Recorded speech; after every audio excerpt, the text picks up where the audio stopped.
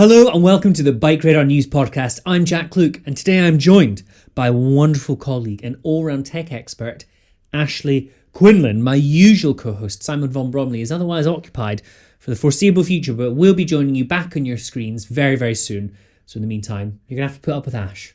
You have to make do with me, yes. Make do with Ash. I'm being unkind. Ash is precisely who I want joining me today, where we will be discussing the rather unfortunate news at Campagnolo that things from a financial perspective aren't looking good, and there's been widespread reports that they are looking to potentially cut up to 40% of their workforce at their Vicenza HQ, which equates to roughly 120 staff.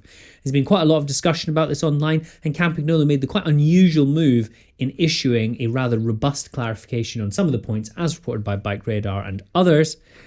We'll then move on to our top performing story of the week while rounding out with what I feel Campagnolo needs to do with its definitely now confirmed new mid-tier group sets to remain relevant in 2026 while also satisfying its old school fans. Campagnolo heavy today. Before we get stuck in though, Ash, is the 3rd of December. Christmas awaits across the horizon. Doesn't it just? Are you buzzing for a winter of riding, or are you merely in the pre-Christmas panic of getting content ready? A bit of both, I think. I'm really looking forward to actually getting out on my bike a little bit more than I have done in recent months. Obviously been doing some testing in recent months, but looking forward to getting out and doing some longer miles. Chilled Christmas miles is my bag at this time of year. But until then, it's pedal to the metal until we get to Christmas, I think. Yes, I think that is definitely true. I will not be doing any pedaling to the metal at all because I've just finished doing my kitchen and I haven't ridden my bike for 3.5 weeks as of the time of recording. Isn't that shameful? You did look pretty stressed this morning when you came in. You need a little bit of biking downtime, I think. I think I need some not BikeRadar time, but that's a topic for another day. I would like to get fully stuck in. So if we cast our minds back to the 27th of November, Italian regional newspaper Il Gazzettino, dare I say it correctly, reported that Campagnolo was planning to cut 120 staff from its Vicenza HQ. The report said that Campagnolo had recorded losses exceeding 24 million euros across 2023 to 2025, and the company attributed this to a challenging sector-wide downturn.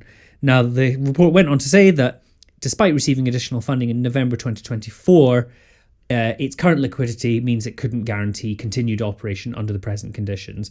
Long story short being, things are not looking really good at Campagnolo. And there's been quite a big bit of fallout from this, but many have kind of felt it is maybe not entirely surprising given the brand's trajectory, which we'll come on to at the end.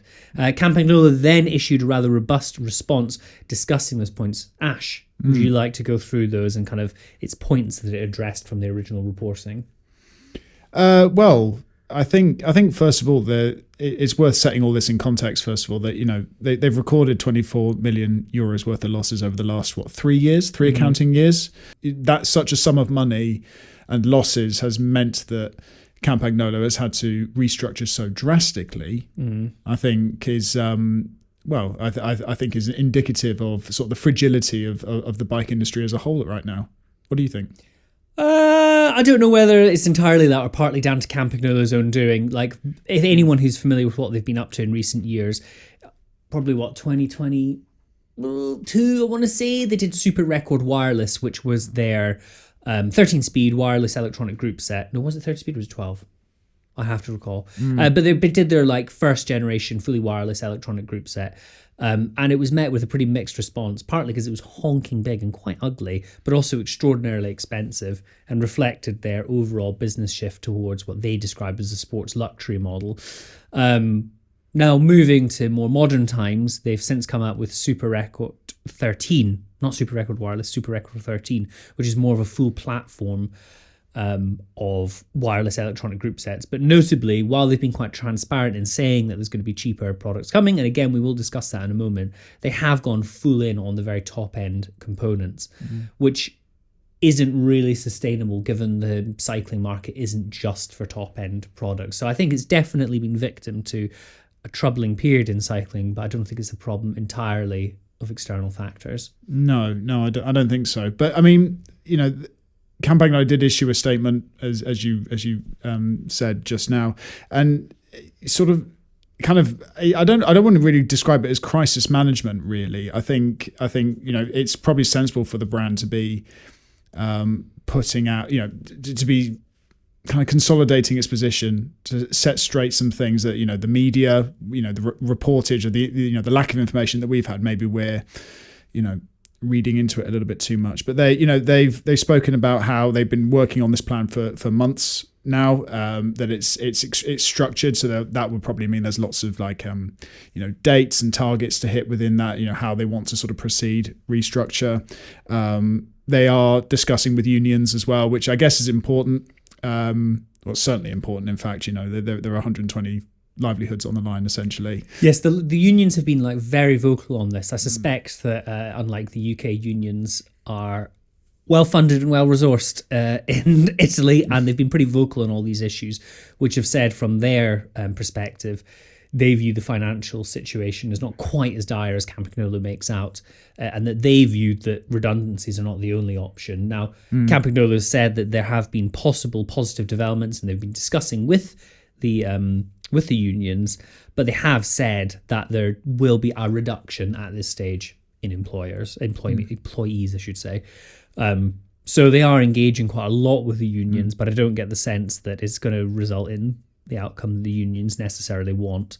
One of the things they also addressed was that elsewhere, not on BikeRadar I might add, but it had been reported that production may move outside of its Vicenza HQ.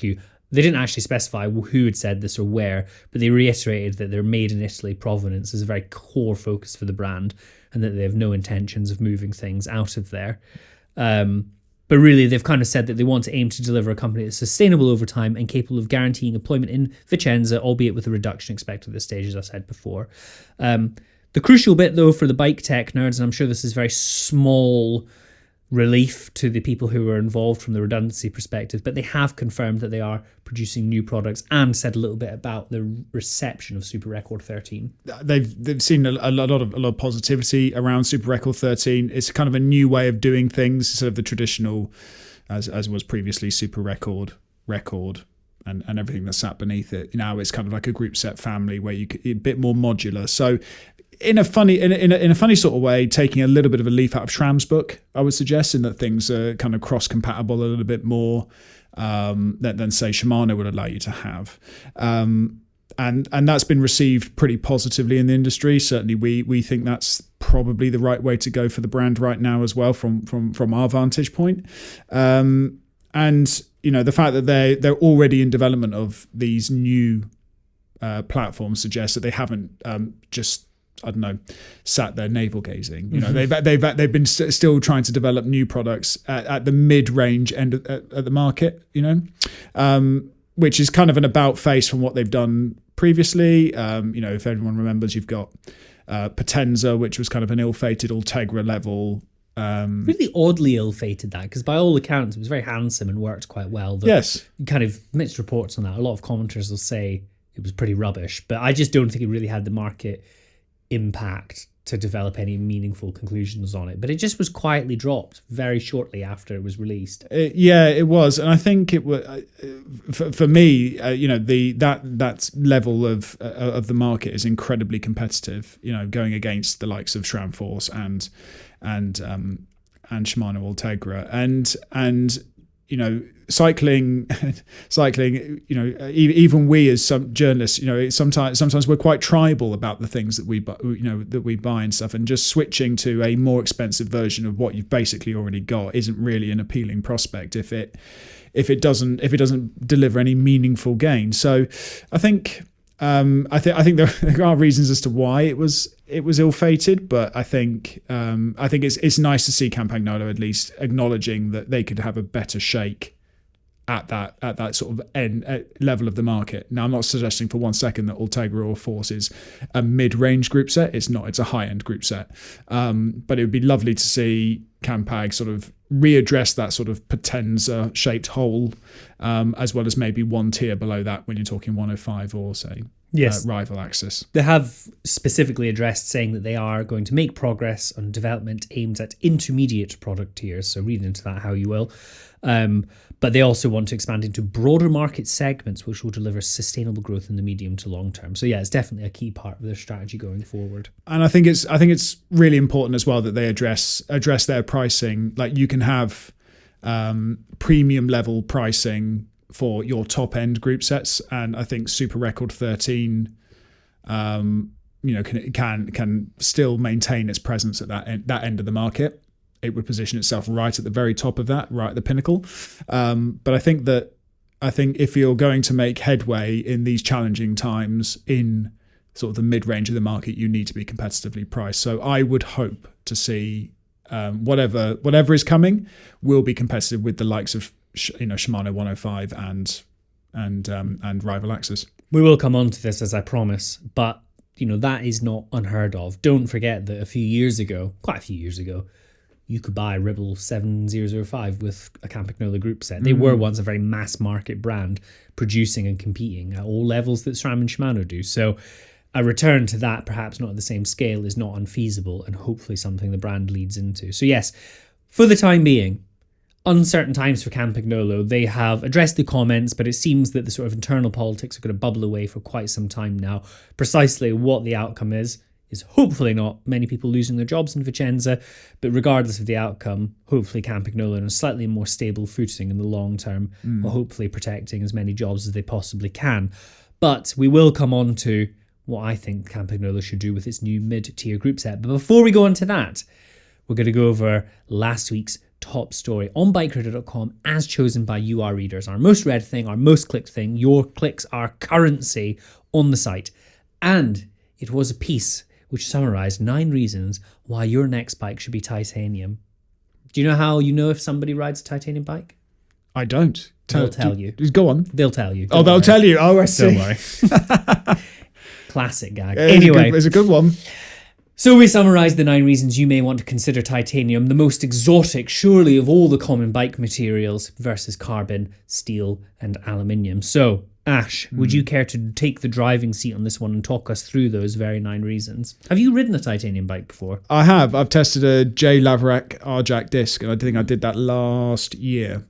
So I can speak to the first point really, really well. Like, the ride quality is, I mean, this term ride quality is quite nebulous, but in reality, just the smooth kind of sensations you get up through the bike, the comfort, that polished, just well-rounded ride quality, for want of a better phrase, is probably the best you can get on the market. When you talk about the frame set specifically, yes, tire clearance on carbon bikes will help sort of bring that, improve that a little bit more, but overall, like, it's just fabled for that top end ride quality, and that's really reason number 1. It's what I found with the R-Jack, and it certainly seems to be true across most titanium bikes as well. We actually spoke to David Clow, amongst other sources for this piece, of J. Laverack, and he pointed out that titanium bikes are very comfortable and smooth, although you can make any material ultra compliant or ultra stiff. Titanium's natural properties dampen vibration and take the sting out of rough surfaces.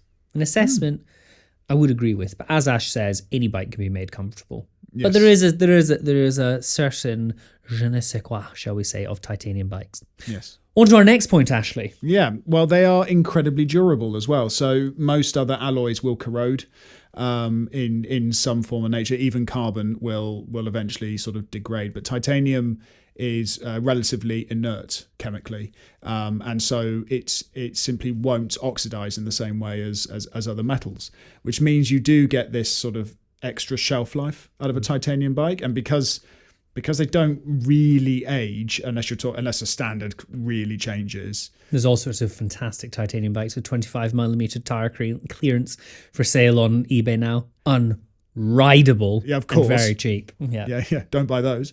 No.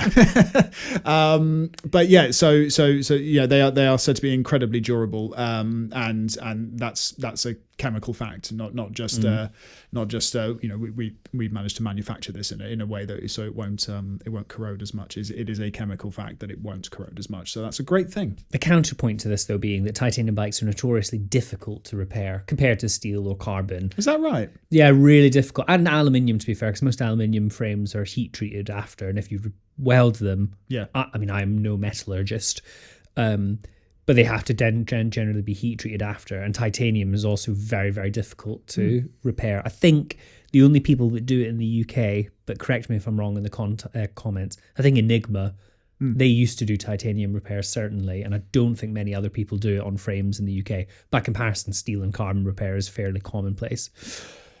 There you go. Niche bike repair fact for you. Yep. On to the next one. Yeah, so they're also sort of, pound for pound is the wrong phrase, but they're also lighter than alloy or even steel bikes. Someone in the comments will say, you've said it's lighter than alloy, and someone will go, titanium actually is an alloy? Yes, thank you. No. Aluminium frames, should we say, to be pedant. Aluminium frames, yes. Okay, fair enough. But even some titanium's got a little bit of aluminium in it as well. Oh, there we go. Anyway. They are said to be lighter for the same sort of frame size that you would get if you had an aluminium or a steel bike. I know Fairlight recently has made its Strail lighter than it was previously by working quite hard on the tubing there with Reynolds, but they use there. But I mean, I think still titanium is still very slightly lighter. It's not so much that you should really use that to base your purchase decision off, in my opinion. And you're not likely to notice, as we all know, weight isn't the be all and end all for performance. And if it is, then you should be buying a lightweight carbon bike. But they are lighter than a given metal bike. Otherwise, we do have lots more points to go through on this, but I'm actually going to cut it there and say, head to BikeRadar.com if you want the full list. It's a really interesting one. There's good comment, as I say, from some experts on the subject. Definitely check it out if you are a titanium nerd, particularly like the 3D printing point. Definitely a forefront for the future. So, on to our final piece. So, Campagnolo has confirmed it is developing new intermediate group sets. Again, who knows what that means? That could just mean a Dura-Ace level one in Campagnolo's mind, but hopefully not. In my view, what the brand truly needs to do to become relevant in 2026 and appeal to new fans and old is the following. Go for it. Ash, you actually edited this one, so you can chime in as we go through. Okay, so, thank you. I give you permission to agree or disagree with me as you see fit. So, Number one. Now, this one feels a little bit contradictory to the overall trajectory of the market, but I appeal to you to hold on to the next point. I really, genuinely, hand on heart, believe that there is a space in the market for a mid-tier mechanical group set from Campagnolo. Now, SRAM and Shimano have moved almost entirely wholesale onto electronic group sets for their enthusiast level components. And with good reason, people buy them. That's it. People want electronic group sets, and I'm sure many of you watching at home still love your mechanical group sets, as do I, but we are a loud but vocal minority. And I think Campagnolo is never going to go toe-to-toe with SRAM and Shimano in terms of sheer volume. So leaning into these points of difference while still pursuing opportunities that are scalable enough to actually build a reasonable business is the way to go. And offering a mechanical group set, I feel, is a really good way to do that. And I would say that Campagnolo group sets of old were referred to with almost saintly reverence for their mechanical qualities. So why not lean into that? The tactility of it, the rebuildability of it, all the things Campagnolo was known for with a new group set, and appeal to that quite niche but very, very enthusiastic market. Ash, what do you reckon? Am I talking guff or on the mark? No, you're not. I think, but my previous point around pricing is it will determine whether or not that is a success or not. If it makes a mechanical group set, mid-range mechanical group set that is priced £500 or £600 more, give or take, than say Shimano 105 mechanical, then it's basically creating a niche within a niche. And that is not the way to scale a business. That is not the way to come out of its current troubles. The way to do that would be to go effectively toe-to-toe with 105 at this point, and just take Shimano on at its own game in that respect, because why as much as I'm sure they'll want more bigger margins and they'll want to lean into the quality of the product, I totally get that, but you're going to have to be relatively competitive with the current standard setter in this regard, because at the moment Shimano 105 mechanical is the best mechanical group set you can currently buy this 12 speed or latest generation, assuming you don't have an older bike. So I completely agree, which is a nice segue into my second point, because counteracting and sort of contradicting my point, I still also believe the fact that they need to have an affordable, credible mid-range electronic group set. We, the bike media, have not sat in some great big hall like that, the Simpsons, the Stonecutters. That's not us with SRAM and Shimano pushing electronic group sets onto the masses. The reality is that SRAM and Shimano have moved wholesale to electronic group sets because people are buying them. That's what people want. They're cool. They work really good. And that's the trajectory of the market as a whole. And Campagnolo needs to have a voice in there for sure. Now, that might, as I said, be contradictory to having a mechanical group set. But as Ash points out, 105 coexists quite happily as an electronic and mechanical group set. And I realised after I wrote and edited this piece that, well, so did Dura for years. And so did Ultegra, until very recent history. So to have two options which cater to both parts of that market, I don't think is a completely outlandish suggestion. Now, the positive thing I'd say with this, and I'll come on to this final point again, the positive thing is that Campagnolo has made clear that the Super Record 13 family is a family, it's a platform, and in all likelihood it will continue with that overall design, I suppose, with the next group set it develops. So fingers crossed that is a thing that's going to happen soon. Yes, fingers crossed. On to our third one. I really, really, really think we talked about this so much on the podcast, but the current crop of group sets, for the most part, are pretty dull. I think SRAM Red looks fantastic with its high polish elements. The overall look of group sets is fine, but I really think Campagnolo needs to lean into its materiality of its group sets and make things which are beautiful. Its old aluminium components were stunningly, stunningly nice, and its 5-arm carbon cranks make sort of 2010s road cyclist jack fizz all over. And they were wonderful things because they leaned into that. Every single fibre of the crank was on show quite proudly. And they must continue with that with the new group set. Now, I think the new group sets are quite divisive. They are quite ungainly, they're quite bulbous. I don't think they're the most elegant and svelte things in the world. And I can't imagine they're going to move a great deal from that design language. But the overall finish of them needs to reflect their premium standing. And given they are leaning into their made in Italy cachet, I think it's really important that they do that. Give us stuff that looks nice and shiny. Actually, if you look at the comments on this article and on Instagram and stuff, like many of the top voted comments are like, yeah, just give us a polished silver group set, please. Yeah, just give us what we want. And I think it is really important as well when you think about the popularity. Yes, it's a niche within the industry itself, but like the popularity of steel bikes, metal bikes, older style vintage bikes that can actually sport, or even vintage looking bikes that are actually very modern and they can sport kind of stylish group sets and stuff. When you whack a Ultegra or a Dura-Race group set onto one of those, or likewise a SRAM, an ultra modern looking, I would suggest SRAM axis, red axis or force axis group set onto one of those. It just doesn't look right. And I think there's a market there literally waiting for Campagnolo to supply something or options that they can fit to their bikes. These people who are buying these bikes are precisely the sort of people who are likely to buy Campagnolo for the simple reason that it's not SRAM or Shimano as well. And that too. Yep, the tribalism is everywhere. Ash Quinlan, to demonstrate my fourth point, when was the last time you, the man plugged into the great and good of road cycling tech, tested a complete bike with Campagnolo? Oh, now that's a question out of the blue. Let's think. As a full spec bike that provided to me, I genuinely can't think of one. I've definitely attended Campagnolo launches before. I've definitely had a group set in my hands supplied by the brand and then had that fitted to a bike before. But I can't think of a time where I've had a bike supplied and that it's been supplied with any kind of Campagnolo group set on it. Which demonstrates my fourth point perfectly, that one of the crucial things Campagnolo must secure for this new group set is strong partners with OEMs. Now, we, as BikeRadar, try to test a huge, broad variety of bikes because we want people to come to our website and read about bikes.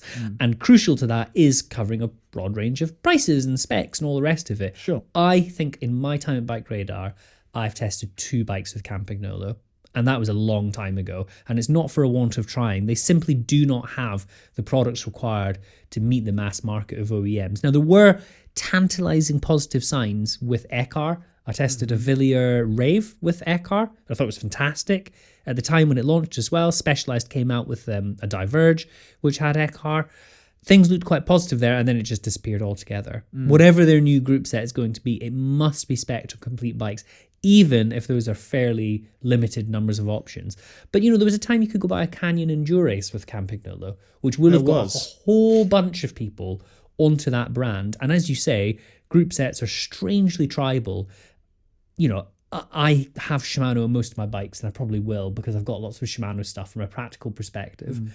I'm sure many people who are more less agnostic, shall we say, about their group sets will feel more passionately about that. But if you can get a new generation of people buying bikes who just happen to end up on Campagnolo, fall in love with it, they're probably going to stick with it for life. And if you can't see it, then you can't be it, right? So if it's not on bikes, then you're never going to attract that audience as well. And that means that Campagnolo needs to effectively step forward and not make a loss to begin with, but it does need to make a bet that people will be interested on certain bikes. It has to pick those bikes and pick those brands it teams up with very carefully, especially if its woes are as difficult as they are right now. But I know my colleague Warren Rossiter, he agrees that generally speaking that if you target only the high end market and you limit yourself for so long, then if you can't see it, you can't be it. So yes. At the very, very, very least, they must take advantage of the increasing proliferation of custom bike programs like Basso, Project One from Trek. I can't think of any others off the top. My Canyon, don't forget My Canyon. There's plenty of options where they could at least get spec options on there and give those not always high-end buyers the option to choose Campagnolo. Yeah. On to my fifth point, and I promise, hand on heart, I am not just baiting people with this one, but I really believe there is space for a rim brake group set in Campagnolo's new line. Now, that is unquestionably a niche choice. But Campagnolo is a relatively niche choice these days. And for the same reasons Ash said around steel and titanium bikes and whatever, people, for whatever reason, have stuck with rim brakes for a very long time and want to buy a new group set for it. And they are, and I'm making quite broad assumptions here, probably more likely to be Campagnolo consumers than they are SRAM or Shimano. Now, this point has been massively divisive on BikeRadar. There's comments on Facebook, Instagram, the site itself. There is as many people telling me that I'm an idiot and why would I make such a broad, stupid suggestion for a company that's trying to find a voice in 2026. And there's just as many people saying, yeah, I still have a rim brake bike that I love and I abandoned Campagnolo because they stopped doing rim brakes or some variation thereof.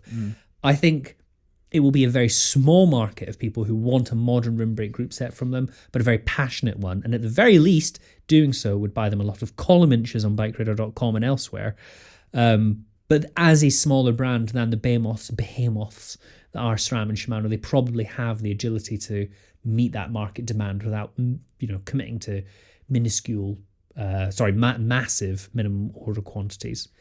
Ash, if I glance to my left, I actually can see a rim brake bike in this studio because we're about to do a rim brake wheels test. We are. Because people like reading about them. So I have a feeling you're just going to agree with me, or I certainly hope you will. I do. I partially agree with you. I think ignoring the tech completely and not catering for those bikes, and those owners at home that have rim brakes and want to replace group sets on those bikes and treat them as hobbyist bikes, if you like.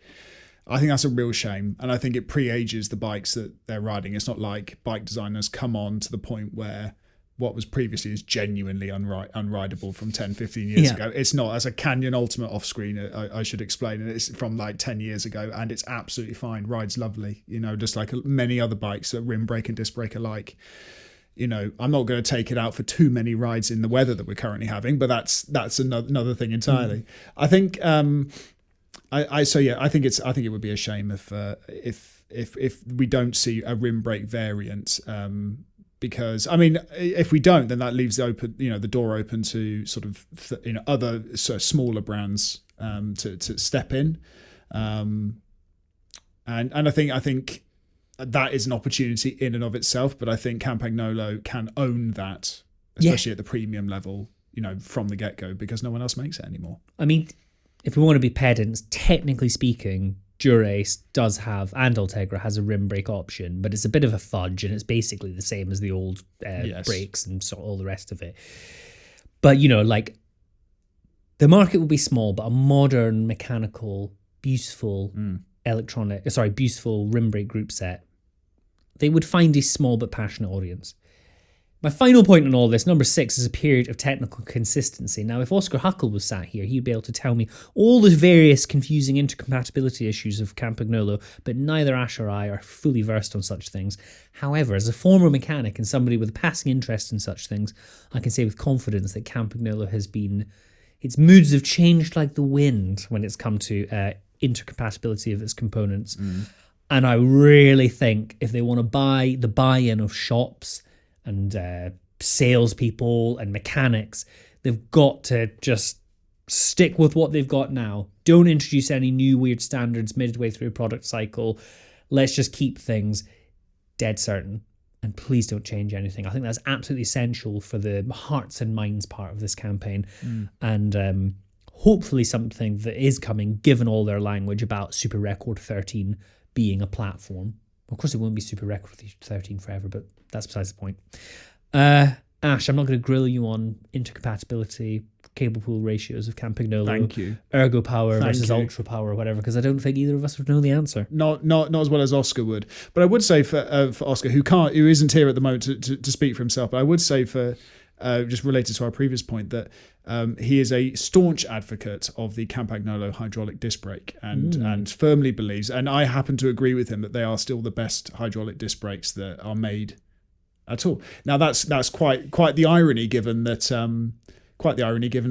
you know we're advocating that they make a rim brake version of their bike. There's space for everything. There's space for everything, exactly. But yes.